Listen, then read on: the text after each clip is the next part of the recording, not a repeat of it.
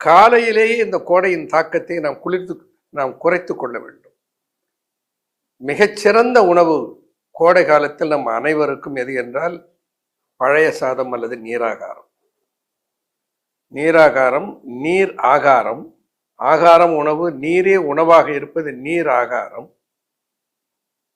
அந்த நீராகாரத்தை நிசி நீர், கிராமப்புறத்தில் நீஸ் தண்ணின்னு சொல்லுவாங்க.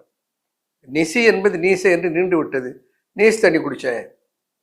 நிசி நீர், நிசி என்றால் இரவு முழுக்க முதல் நாள் சமைத்த அரிசியை தண்ணீரில், அந்த அரிசி சாதத்தை தண்ணீரில் முக்கி ஊறி அடுத்த நாள் எடுத்து வடித்து குடிக்கிற அந்த நீர் இருக்கிறதே, அது உடலுக்கு குளிர்ச்சியை தருகிறது.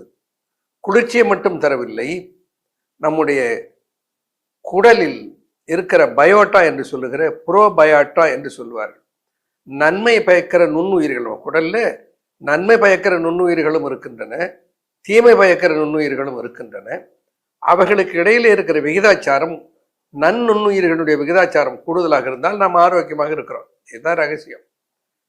அந்த நுண்ணுயிர்களை பெருக்கமடைவதற்கு உதவுகிற ஒரு இயற்கையான உணவு எதுன்னா நீராகாரம்.